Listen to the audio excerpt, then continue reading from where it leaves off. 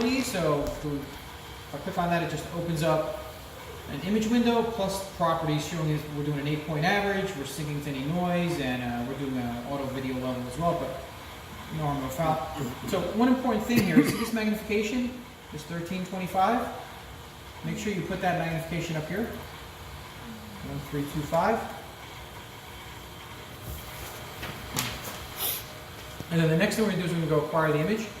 And that takes control of the SEM and it drops that image into here. So now we have the image and this micron marker scaled as well. If we didn't put that magnification in there, this micron marker would not be accurate. Okay, so this is the exact same image that we're seeing there.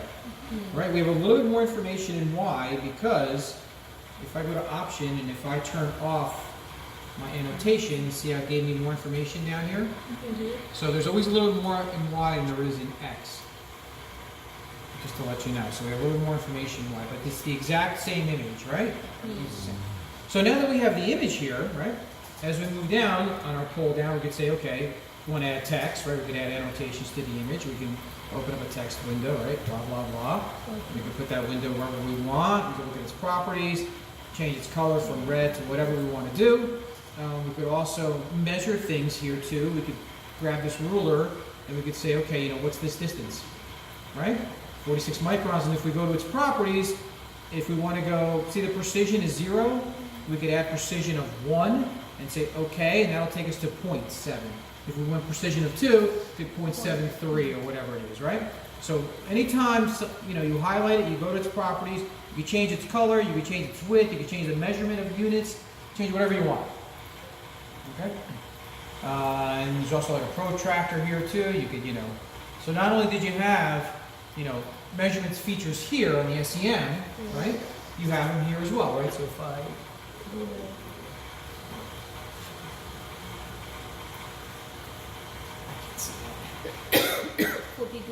okay, so let's make those match, right? Because right now they don't match. So let's come down here. Let's tools, image magnification, calibration. Match are the same. Make sure 1325, 1325. All right, line length is going to be 42.3. 42.3. Let's draw the line length.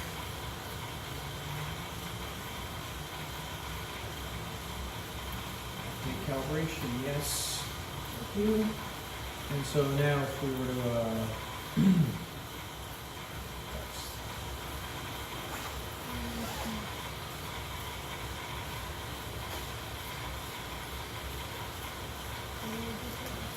depending on the pixel. Anyway, so measurement system here as well, and you know, again, you could point to something and right-click on your arrow, or whatever. And then if you want to delete everything, just click delete. Sure, yes. If you want to just delete one thing, there's a bunch of stuff up here. You want to just delete one thing. Just left-click to make it live, right-click on it, delete it. Left-click to make it live, right-click, delete it. Okay. All right, so that is, oops, no matter, just acquire a brand new image. So it's dropping down the image, and then we went to annotations, and now we have a couple of features here. And this image looks obviously very clean. It doesn't look, you know, noisier because the iXref image is slowed down. It's doing the slow scan, so it's very, very nice. So the next feature here we see is morphology, and this is actually a light and dark scale. So if I left-click my mouse and drag, or right-click my mouse and drag in the scale and hit apply, it applies a curve. And let's say it'll see that piece as a particle or anything that's white as a particle. So you can erode, dilate, and then pick a criteria, like I want to measure the area perimeter. You say OK, throw those to the right, area perimeter, say OK. Then you just go through and measure. And realistically, those are just noise, but we'll get to this guy in a second here. And bang, particle 165. Yeah, this is not, I mean, there's not that many particles on this, but, you know, at least it found that one. Particle 165 is, you know, 13 microns in, you know, area and 15 in perimeter. So it's kind of a really nice feature, but anyway, so remove, undo, get us back to where we started. Great. And then we move down, there's another feature called segmentation. And for instance, you could pick a color like green, throw it to the right, color this curve in green. Pick another color blue, throw that to the right. that in blue, and it tells us that 54% of total area is in green, 39% is in blue. And this is like phase mapping, if you're looking at something in backscatter. And clear that. And then down to image adjust, that just gives us back to our properties window. And then here we could change brightness and contrast and so on. Wow. For instance, you guys like that, huh? Yes.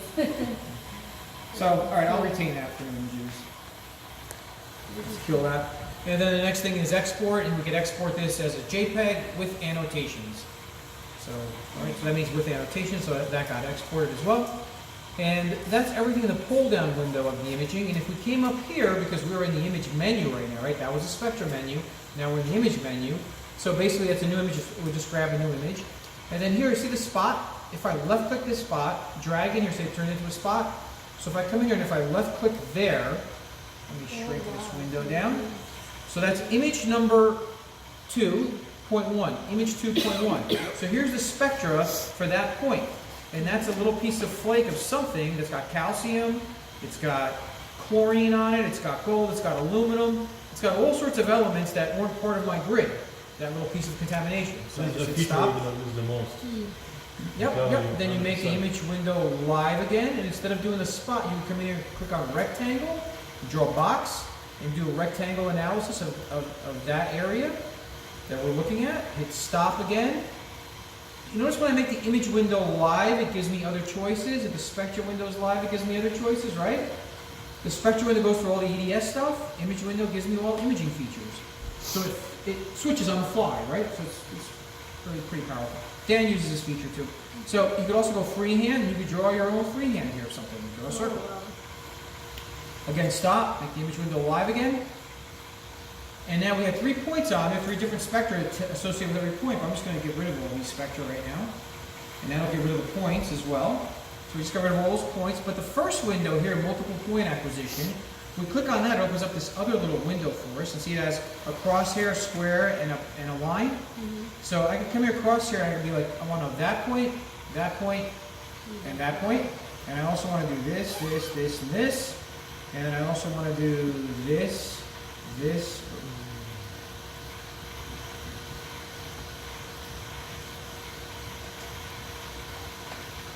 That as well. So I picked, I don't know, 10 different points, right? And I'm going to change the amount of time I want to look at this. I'm going to change this to 5 seconds. Okay? Because it's going to look at every point. And then you're going to say where you want to put the data. Put it in whatever file or folder that you want to put it. Right now I'm going to put it in fake, right? And then all I want to do is just hit acquire. So it's going to go through point number 1 is live for 5 seconds. And then it's going to go to point number 2 all on its own.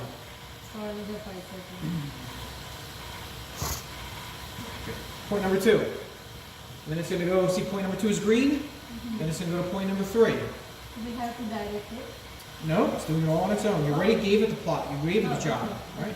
This window you gave it the job to do. So it's doing its job right now. It's just trying to save data in the file. I didn't pick any place, so that's that intermediate error that it's giving me. So anyway, this is multi-point analysis, and it's doing all these points on its own. And I'll just hit stop and just stop them all, right? So you've got a chance to see what it does.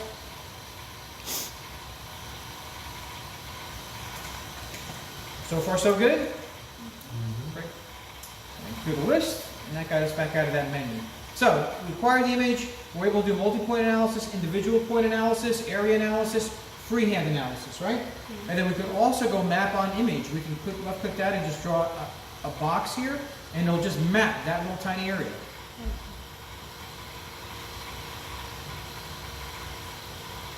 So it's going through and it's picking out that area specifically for the map. So you can map on the imaging menu, which is kind of nice. So stop. And now it didn't label anything because I had nothing labeled, right? All it did was just acquire the map. But there's spectra here, so if I go through and I start labeling spectra, there's my aluminum, right? If I come in through here and just start labeling stuff, it'll start labeling everything that I'm picking.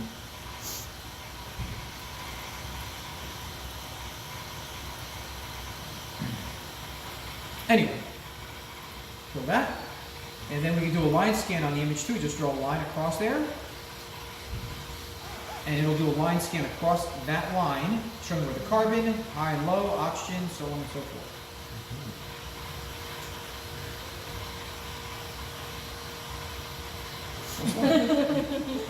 Great. And so there's menus to discuss this, but I'm not talking. You could do it in the imaging menu, but I'm going to talk about these in their individual menus. And so that was map on image, line scan. Segmentation, we just talked about that. It was right there. Morphology, we just talked about that. It was right there. And then here's just some settings. You could do a multiple batch export, multiple files. Here's your text annotation, same thing as there. And then there's also a 3D view here, so you could look at this in 3D as well. Let's go grid, throw a legend up. Let's go color, custom. Let's go to zoom, rotate, and then just kind of grab it and just rotate it around. And you can kind of see the image. Anyway, great. And then you can zoom into an area, region.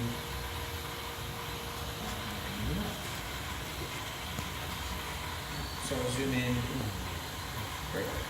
And roller stage, we're not talking about that. So that's everything in the imaging window. So realistically, you grab your image here, and this is where you're going to save it. So you can do your file, save as, right? And the image is going to get saved as whatever name you give it. You don't have to do anything saves there. That's going to be your format. And it's going to save it as a .imx extension in our software bundle, but at the same time it's going to export it out as a JPEG with annotations. So if you want to find your image, just give it a name, image2, save it, great. All right, we'll replace it. Fantastic. And if you open up your folder, fake2, wherever I have it, I can't see it. That? Great. And so that image would have been image2, there's your JPEG of that image, right? Right.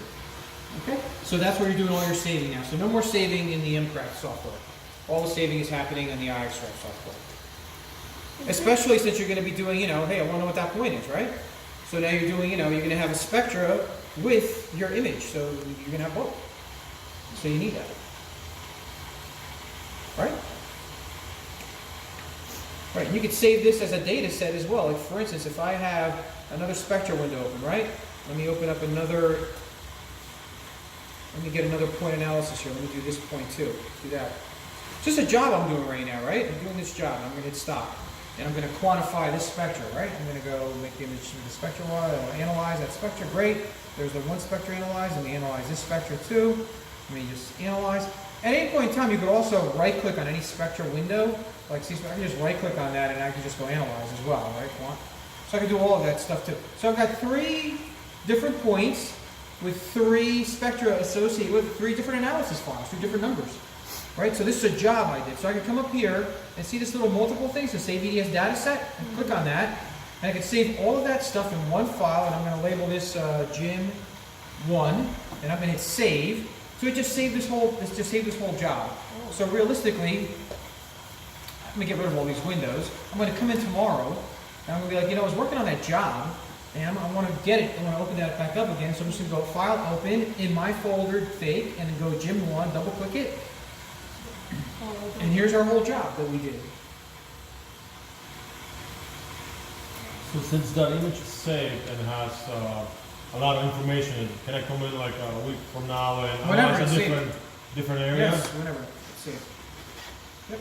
Without even having the sample in it, right? No, you can only analyze information from what it's already gathered, Which is that picture. Yeah. which is the spectral file associated with it. The picture is just a picture, right? The data is this square that you drew, right? That gave us information, right? Unless you have a live beam, the only way you could do that, what you're talking about, is mapping, because the map spent every time looking at every pixel for that location. It's okay. So